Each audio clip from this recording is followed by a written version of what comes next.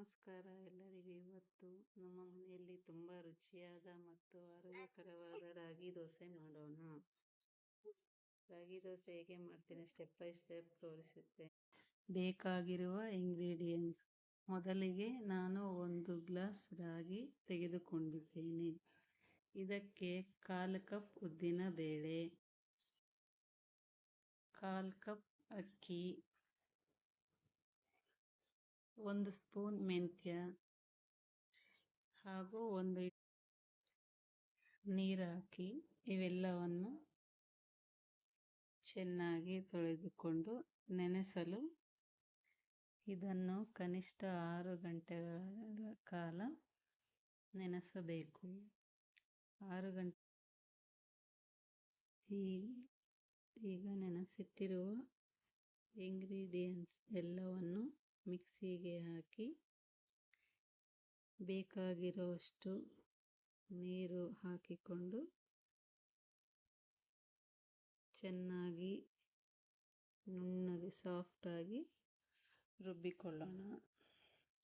ದೋಸೆ ಚೆನ್ನಾಗಿ ಸಾಫ್ಟ್ ಆಗಬೇಕೆಂದರೆ ಹಿಟ್ಟು ತುಂಬ ನುಣ್ಣಗೆ ರುಬ್ಬಿಕೊಳ್ಳಬೇಕು. ಹಿಟ್ಟು ಚೆನ್ನಾಗಿ ಸ್ಮೂತಾಗಿ ರುಬ್ಬಿಕೊಂಡಿದ್ದೇನೆ. ಈಗ ಇದನ್ನೊಂದು ಪಾತ್ರೆಗೆ ಹಾಕಿ ಮುಚ್ಚಿ ಫರ್ಮೆಂಟೇಷನ್ ಆಗಲು ಇಡೋಣ. ನಾನು ಇದನ್ನು ಓವರ್ನೈಟ್ ಹಾಗೆ ಇಡ್ತೀನಿ. ಮಾರನೇ ದಿನ ಬೆಳಿಗ್ಗೆ ಹಿಟ್ಟು ಚೆನ್ನಾಗಿ ಫರ್ಮೆಂಟ್ ಆಗಿರುತ್ತೆ.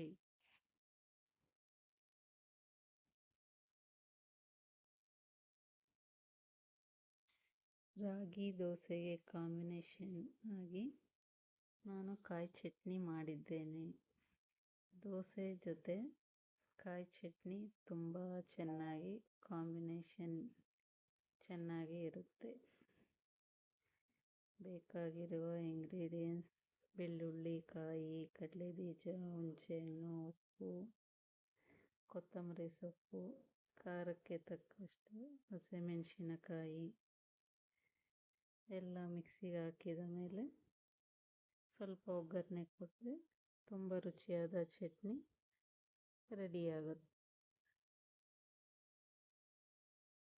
ಮಾರನೇ ದಿನ ಬೆಳಿಗ್ಗೆ ನೋಡಿ ಹಿಟ್ಟು ಚೆನ್ನಾಗಿ ಫರ್ಮೆಂಟ್ ಆಗಿದೆ. ಈಗ ಇದನ್ನು ಒಮ್ಮೆ ಚೆನ್ನಾಗಿ ಮಿಕ್ಸ್ ಮಾಡಿಕೊಂಡು ಉಪ್ಪು ಹಾಕಿ ರುಚಿಗೆ ತಕ್ಕಷ್ಟು ಉಪ್ಪು ಹಾಕಿಬಿಟ್ಟು ದೋಸೆ ಮಾಡಿಕೊಳ್ಳೋಣ.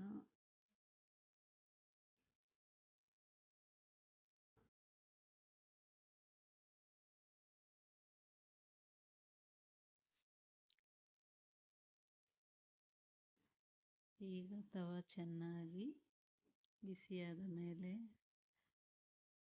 ಎಣ್ಣೆ ಹಚ್ಚಿ ಹಿಟ್ಟನ್ನು ಹಾಕಿ ನಿಧಾನವಾಗಿ ದೋಸೆ ಥರ ಸ್ಪ್ರೆಡ್ ಮಾಡಿಕೊಂಡು ಸ್ವಲ್ಪ ಆಯಿಲ್ ಹಾಕಿ ದೋಸೆ ಚೆನ್ನಾಗಿ ಬೇಯಲು ಬಿಡೋಣ.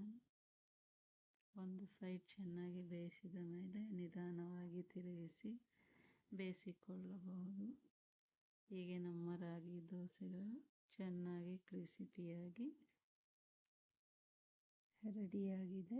ರಾಗಿ ದೋಸೆ ನೋಡೋಕೆ ತುಂಬ ಚೆನ್ನಾಗಿದೆ, ತಿನ್ನೋಕೆ ಕೂಡ ತುಂಬ ರುಚಿಯಾಗಿರುತ್ತೆ. ನೀವು ಕೂಡ ಇದೇ ರೀತಿಯಲ್ಲಿ ಮನೆಯಲ್ಲಿ ಒಮ್ಮೆ ಟ್ರೈ ಮಾಡಿ ನೋಡಿ. ವಿಡಿಯೋ ನಿಮಗೆ ಇಷ್ಟವಾದರೆ ಲೈಕ್ ಮಾಡಿ, ನಮ್ಮ ಚಾನಲ್ ಸಬ್ಸ್ಕ್ರೈಬ್ ಮಾಡಿ. ಮತ್ತೊಂದು ಹೊಸ ರೆಸಿಪಿ ಜೊತೆ ಮತ್ತೆ ಸಿಗೋಣ. Thank you.